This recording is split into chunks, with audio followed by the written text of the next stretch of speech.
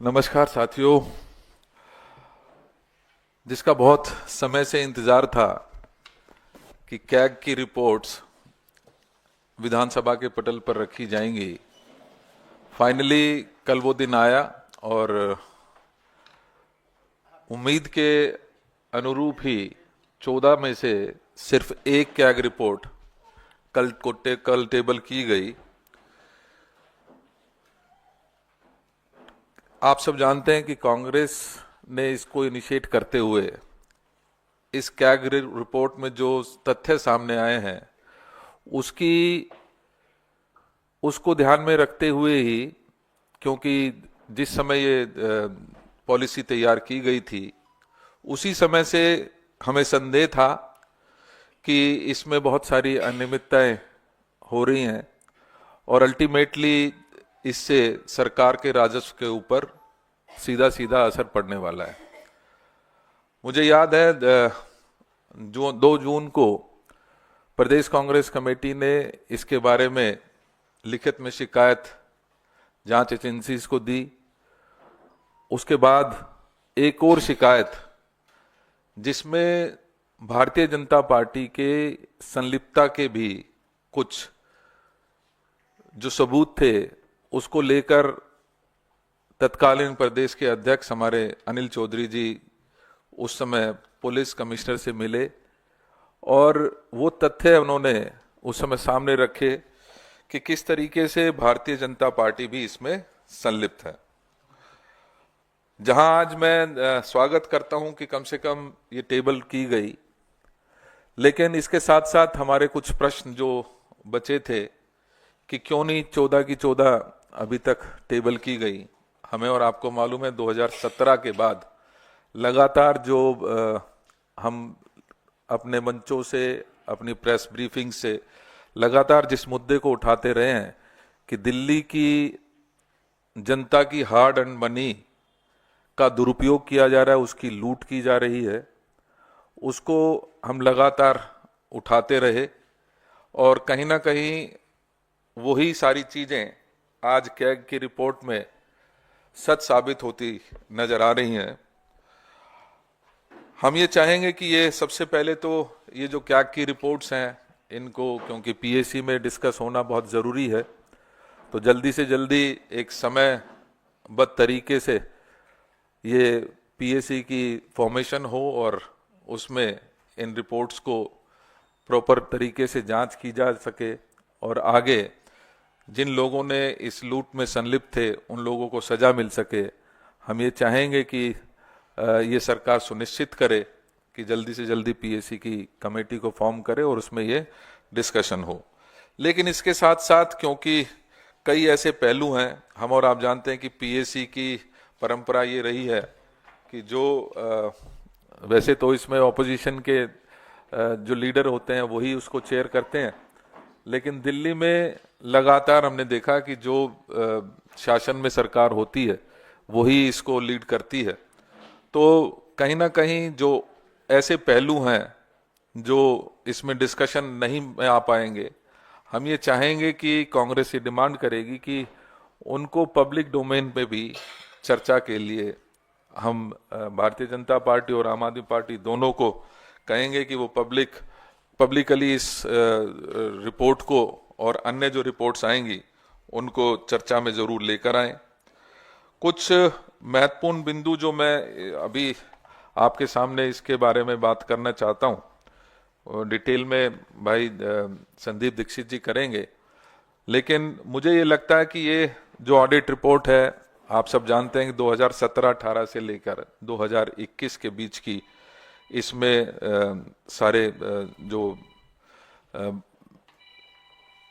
Audits हैं वो उस समय के दौरान जो भी घटनाएं हुई हैं उसको इसमें चर्चा में आई है। लेकिन इसमें महत्वपूर्ण पहलू ये है कि महत्वपूर्ण पहलू विशेष रूप से भाजपा और उसके बड़े नेताओं और तत्कालीन उपराज्यपाल की भूमिका से जुड़े कुछ सवालात हैं जो नजरअंदाज इस रिपोर्ट में किए गए हैं। प्रमुख इसमें अनसुलझे जो प्रश्न हैं उसमें 1 वर्ष के भीतर 3 आबकारी निदेशकों को बदलने का निर्णय क्यों और किसने लिया। आप जानते हैं कि तीन तीन जिस समय ये आबकारी नीति बन रही थी उस समय तीन तीन कमिश्नरों को बदला गया। तो ये किसके आदेशों पर किया गया और ये निर्णय क्यों लिया गया? इसके साथ साथ दिल्ली में शराब के नए ब्रांड्स को बढ़ावा देने का काम की जांच जरूरी है। आप जानते हैं कि बहुत सारे ऐसे नए ब्रांड्स इस दौरान इन्होंने इंट्रोड्यूस किए जिसकी जांच बहुत जरूरी है।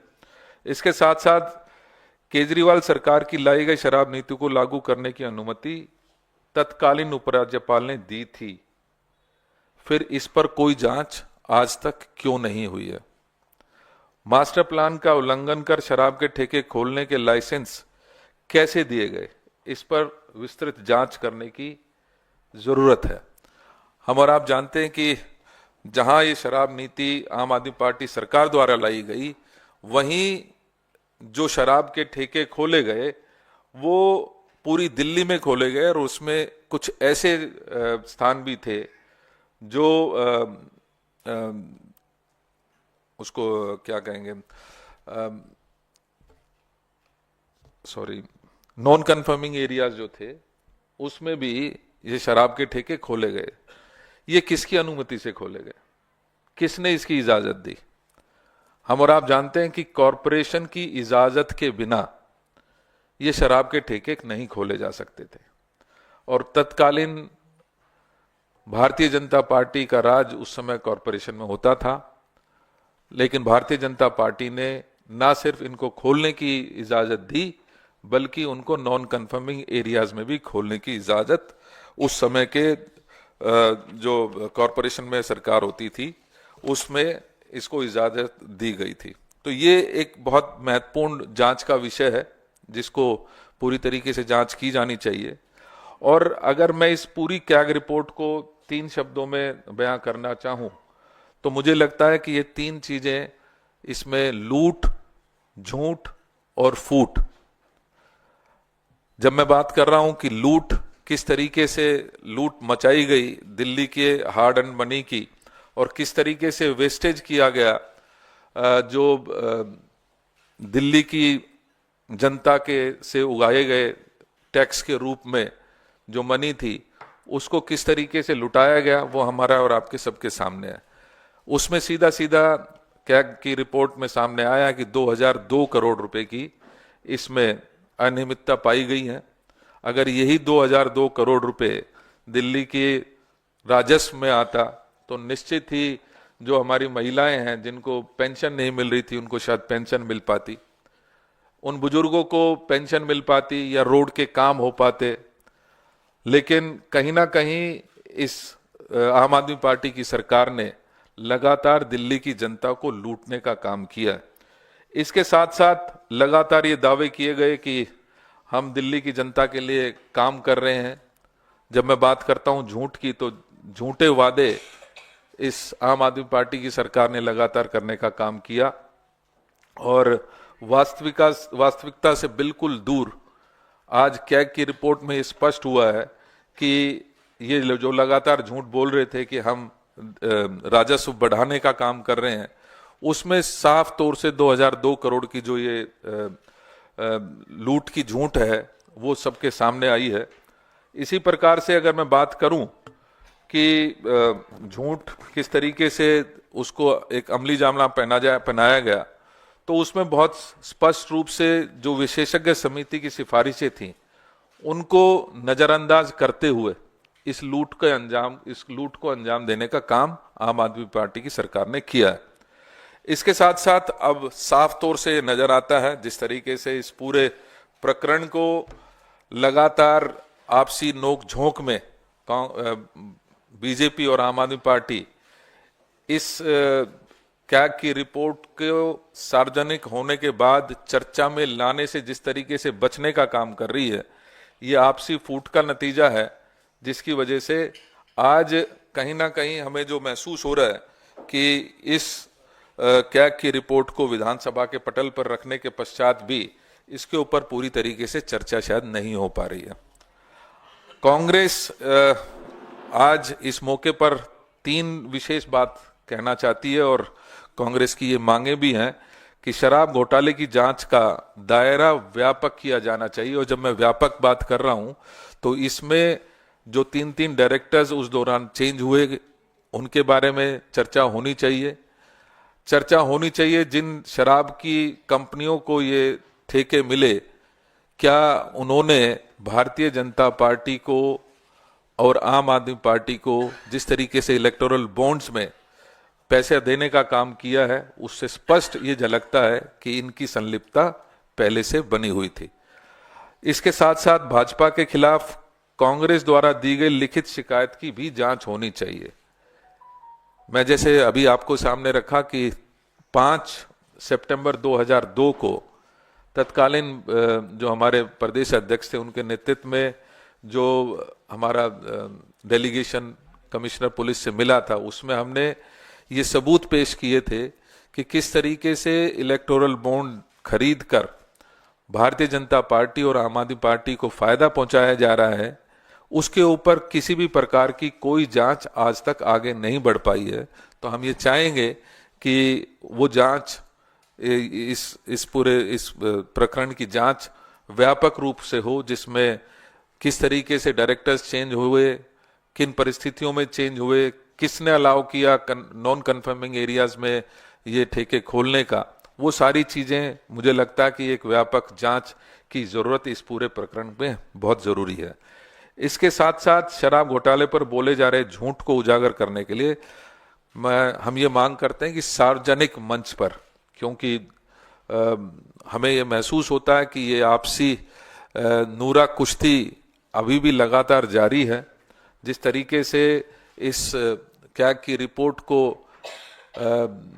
टेबल करने के पश्चात भी उसको चर्चा में नहीं लाए जाने से बचते हुए, क्योंकि ये दोनों पार्टियां दिख रही हैं, लिहाजा हम ये चाहेंगे कि इसको सार्वजनिक मंच पर, खुले मंच पर इसकी चर्चा की जानी चाहिए, ताकि दिल्ली की जनता को उसको लूटने का जो पूरा प्रकरण ये है उसको उजागर किया जा सके और दिल्ली की जनता को सच्चाई, जो दूध है वो दूध और पानी का पानी उनके सामने होना चाहिए।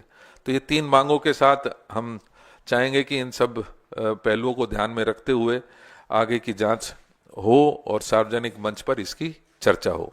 आगे की डिटेलिंग, क्योंकि मैंने कहा था कि भाई संदीप दीक्षित जी अब आपके सामने वो डिटेल्स के साथ रखेंगे। थैंक यू देवेंद्र भाई। पहले तो मैं देवेंद्र भाई की तरफ से, अपनी तरफ से सबको महाशिवरात्रि की बहुत बहुत शुभकामनाएं देता हूं। देवेंद्र भाई के बोलने के बाद असली में बहुत कुछ नहीं बचा है कहने को, क्योंकि सारे डिटेल्स रिपोर्ट में भी आ गए हैं। 3-4 बातें हैं जो मैं जोड़ना चाहूंगा आपने जो बातें कही उस पर, और जो सवाल अभी नहीं उठ रहे हैं और जिस पर मैंने देखा है कई लोग इस बात पर ध्यान भी नहीं केंद्रित कर रहे हैं। बहुत साफ तौर से इस सीएजी रिपोर्ट ने इन बातों को कहा है कि जिन मंशा के साथ, जिस स्पिरिट के साथ ये नीति शुरू में बनाने की बात हुई, बार बार अलग अलग कदमों पे उसको बदला गया। ये था कि ज्यादा से ज्यादा लोग इसमें भागीदारी करें, वो सिमट कर, जहां पहले 77 लोगों को इसमें भागीदार थे, होलसेल का काम करते थे, वो घट के 20-22 हो जाता है, बल्कि 14 हो जाता है। ये 14 ऐसी संस्थाएं हैं जो आपस में संबंध रखती हैं, कुछ इस देश के एक ऐसे हिस्से से आती हैं जहां संदेह की स्थिति बनती है कि वहां के राजनेता या उनके परिवार के लोग हमारी आपकी सरकार के साथ संबंध बनाकर चलते हैं। इन सब पर भी गहराई से बातचीत होनी चाहिए, क्योंकि जो बात हम लोगों ने कांग्रेस के मंचों से बार बार कही है कि शराब नीति के बनने के 8-9 महीने पहले से इसकी बारीकियां पब्लिक चर्चा में आ गई थी। ऐसा क्या है, ऐसी कौन सी कोई ऐसी आबकारी नीति नहीं है जिसकी बारीकियां उस नीति के बनने के पहले आम चर्चा में आ जाएं। और ये बहुत से लोग जो इस बात को जानते हैं, सरकारी अधिकारी इस बात को कह रहे थे कि आम चर्चा में इसलिए आ रहा था क्योंकि सरकार और शराब के ठेकेदारों के बीच में और उससे संबंधित लोगों के बीच में इस नीति का बार बार चर्चा हो रही थी, जो अपने में दिखाता है कि ये सरकार अपने विवेक से नहीं, बल्कि उनके और जो भी शराब के ठेकेदारों के बीच में संबंध बने थे उससे निकलते हुए जो इन दोनों के आत्महित थे, उसके ऊपर ये पूरी की पूरी नीति बनी है। और इस पर अलग से एक जांच होनी चाहिए। ये सिर्फ सीएजी रिपोर्ट, बार बार लोग कहते हैं, जैसे अभी कुछ लोगों ने कहा कि साहब सीएजी रिपोर्ट में सीधे सीधे भ्रष्टाचार का शब्द नहीं इस्तेमाल हुआ। सीएजी की रिपोर्ट में कभी भ्रष्टाचार का शब्द नहीं इस्तेमाल होता है। वो अनियमितताओं की तरफ दिखाती है, वो इस बात की तरफ संकेत करती है कि आपकी मंशा क्या थी और अंत में हुआ क्या, और उसके बीच में जो कहानी है वो सरकार और जांच एजेंसियों के ऊपर निर्भर पड़ता है कि उसके अंदर की सत्यता निकालें। मैं 3 चीजों के खास रेखांकित करना चाहूंगा जो बातें इन्वेस्टिगेट करनी चाहिए। सबसे पहले, आम आदमी पार्टी की सरकार ये कहती है कि हम बोतल प्रति बोतल जो है अब हम एक्साइज नहीं लगाएंगे। उन्होंने ये कहा कि कुछ साल पहले से जिस तरीके से जिस स्तर पर एक्साइज कलेक्ट होता था, हम उसी पर हर साल 5 या 10% बढ़ाकर एक मूल जो है हम लोगों से ले लेंगे। उसके बाद वो कितनी बोतलें बेचते हैं, क्या नहीं बेचते हैं, वो जाने, उनका काम जाने। पहली चीज तो जीएसटी के आने के बाद इस देश में इतनी टेक्नोलॉजी है कि जब एक एक लेस के चिप्स के ऊपर आप अलग से जीएसटी लगा सकते हैं, तो बोतलों के लिए आपने इस तरीके के अलग काम क्यों किया, यह संदेह की स्थिति बनती है। एक जमाना हो सकता था। दूसरा यह था, यही आम आदमी पार्टी बार बार कहती थी कि दिल्ली में 30 से 40% से ऊपर अवैध शराब बिकती है। यानी अगर हमारे यहां समझ लीजिए अगर 10,000 बोतलें बिकती थी तो यह माना जाता था कि 13 से 14,000 बोतलें बिक रही हैं, इसलिए 3 से 4,000 बोतलों का एक्साइज सरकार में नहीं आती है। तो फिर 10,000 बोतलों की सेल को क्यों हमने स्टैंडर्ड माना? इसका मतलब है इस सरकार ने 30 से 40% चोरी को एक लीगल सैंक्शन दे दिया कि अगर एक सिस्टम में 30 से 40% लीकेज है तो हम नई सिस्टम में 30-40% के लीकेज को भी लीगल मानेंगे। इसका मतलब है डेलिबरेटली इन्होंने अलाउ किया है होलसेलर्स को कि अपनी पहले की इलीगल एक्टिविटी को आज आप लीगैलिटी के नाम से आगे चलाएं। तो दिल्ली को 30 से 40% सीधे सीधे लॉस हो रहा है जो सीएजी रिपोर्ट में कवर नहीं हुआ है।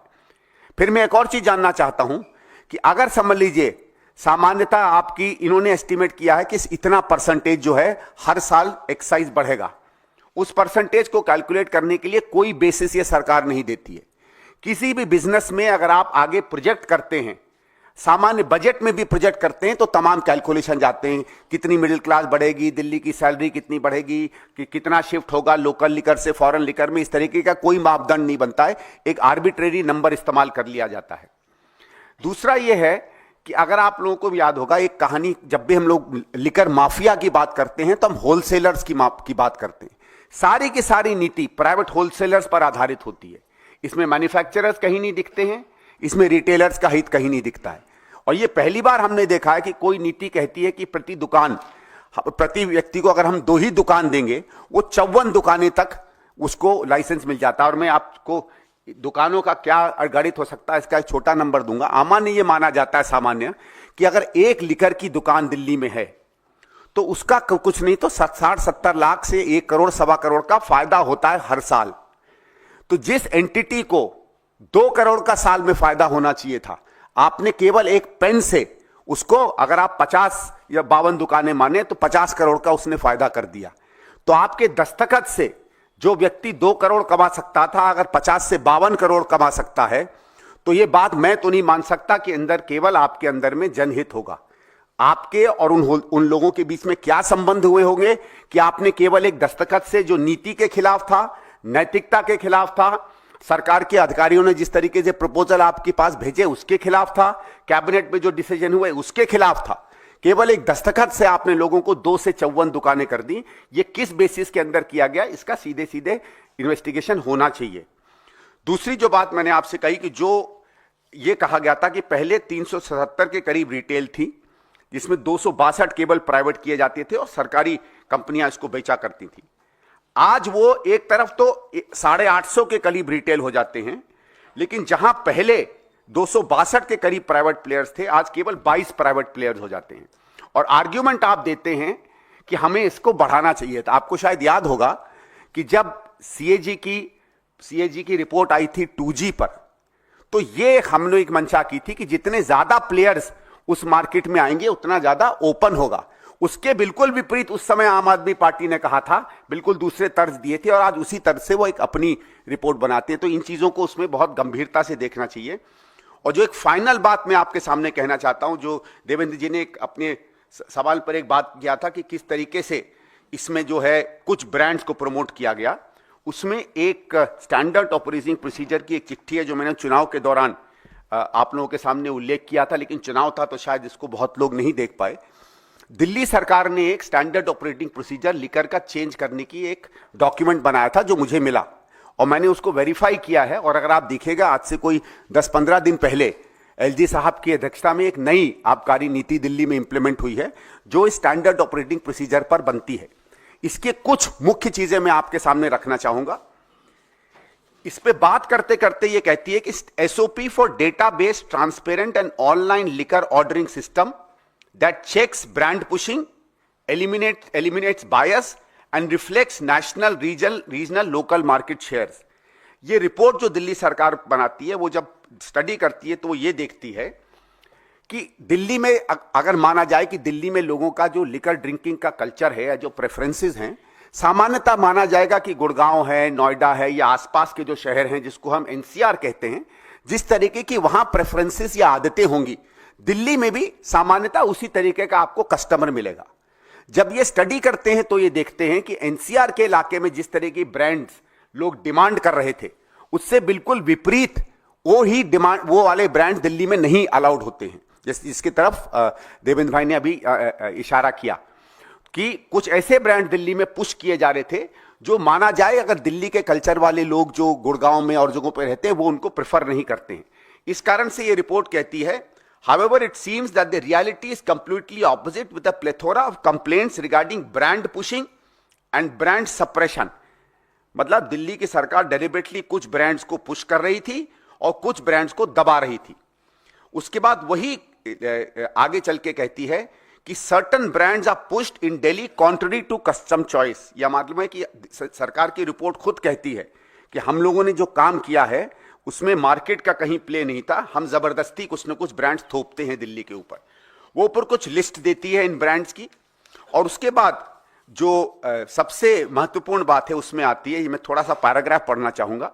The menace of brand pushing not only डिसरिगार्ड्स actual consumer preference but undermines fair market competition.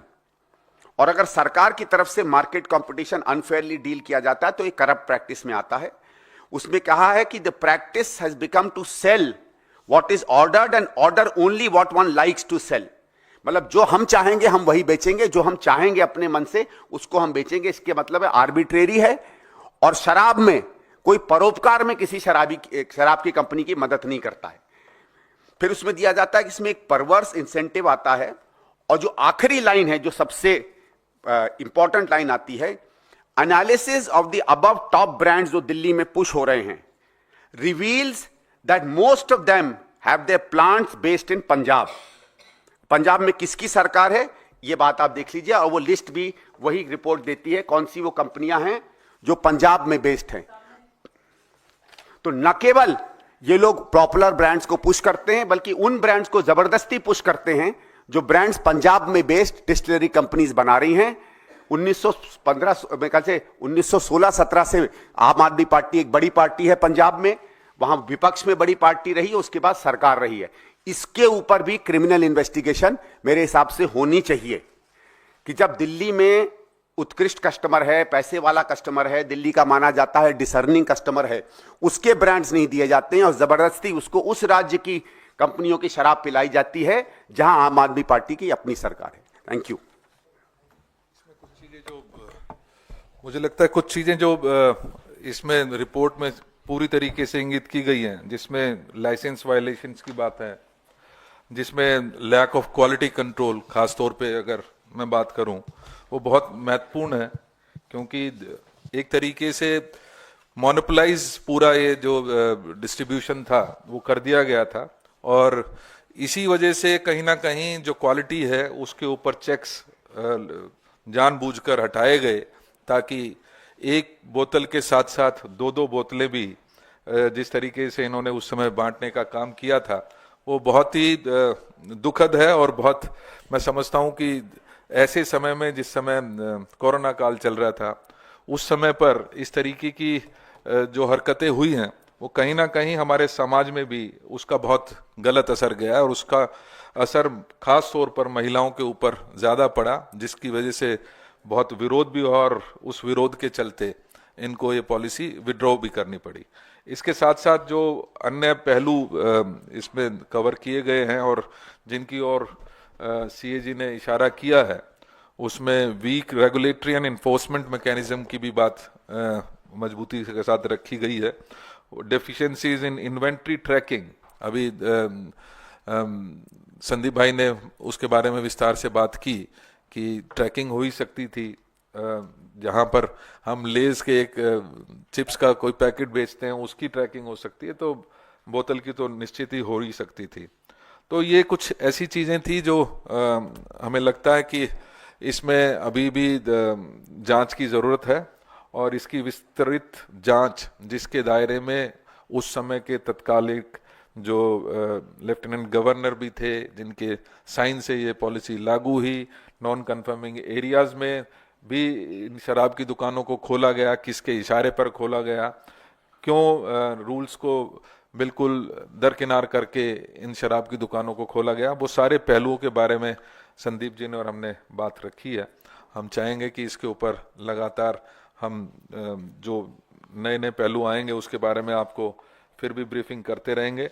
और जिस लेटर की मैं चर्चा कर रहा था 5/9 की, मैं वो आप सबके सामने दिखाना भी चाहता हूं, जिसमें हमने खास तौर पे ये ब्रांड्स की बात जो है वो रखी थी कि कौन कौन से ऐसे ब्रांड्स हैं जिनको लगातार पुश किया जा रहा है और उनके लिंक्स कहां पर हैं।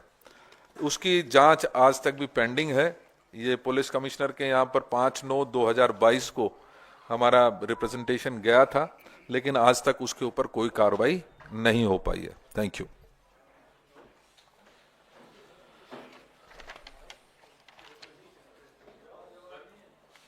जी,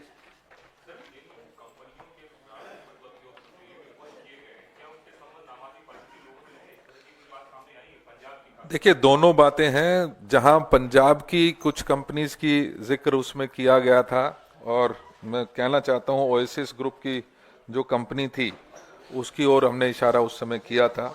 इसके साथ साथ जो सोम ग्रुप ऑफ कंपनीज है मध्य प्रदेश की, जिन्होंने लगभग 2 करोड़ रुपया उस समय भारतीय जनता पार्टी को इलेक्टोरल बॉन्ड्स के रूप में दिए थे, उसके साक्ष्य हमने उस समय प्रोवाइड किए थे। तो ये कुछ ऐसी चीजें हैं जो फर्दर जांच के घेरे में आने की जरूरत है। इससे अलग एक सवाल है, इससे अलग पहले एक इस पे सवाल कर लें। है सर, आम आदमी पार्टी से रिलेटेड ही। सर यही सवाल है। ये जो आप विस्तृत जांच की मांग कर रहे हैं, क्योंकि केंद्र में बीजेपी की सरकार है, और किस तरह की विस्तार से जांच की मांग आप कर रहे हैं, कौन सी जांच मांग रहे हैं आप? हमने बहुत विस्तार से आपके बारे में इस सारे के बारे में चर्चा की, और सीएजी रिपोर्ट क्लियरली ये कहती है कि डिस्ट्रीब्यूशन के बारे में और जो लॉसेस थे उसके बारे में इन्होंने चर्चा की है। लेकिन जैसे मैंने कहा कि इसी दौरान जिस समय ये पॉलिसी बन रही थी उस समय 3-3 डायरेक्टर्स को चेंज किया जाता है। नॉन कन्फर्मिंग एरियाज में शराब की दुकान खोलने की इजाजत मिलती है। ये सारे ऐसे पहलू हैं, या जो ब्रांड्स हैं, पर्टिकुलर ब्रांड्स जिनको पुश किया जा रहा है, वो किसके इशारे पर किया जा रहा था, कौन कौन उसमें संलिप्त थे, वो सारी चर्चाएं के ऊपर हम चाहते हैं विस्तार से जांच की जानी चाहिए।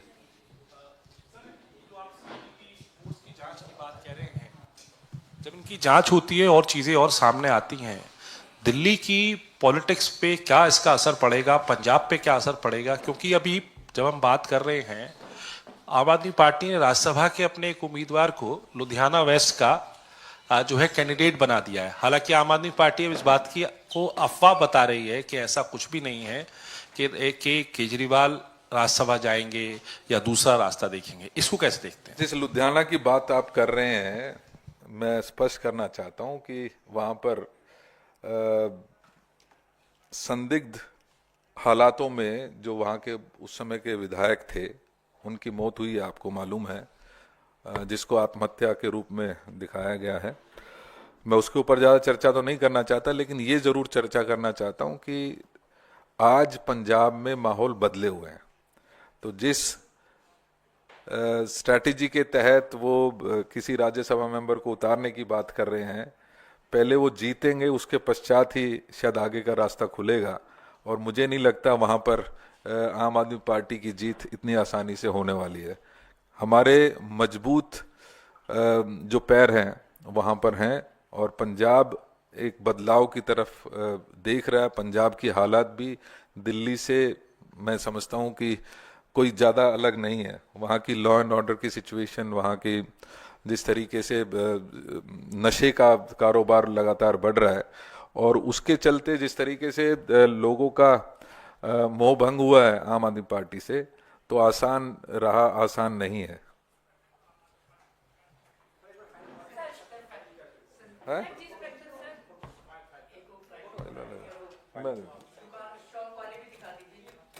मैं निकाल के दे, वो भी दिखा दीजिए सर। हाँ,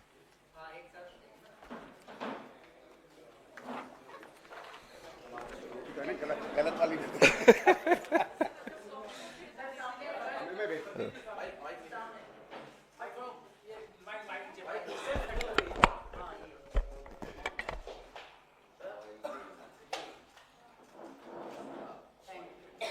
अगली बार देंगी, ब्रांड ही ले आएंगे, बोतल ही बदला इधर से ही कर बैठ के दोनों एक बार क्लास में इधर आ जाओ देवेंद्र सर लेना तो ले लीजिए।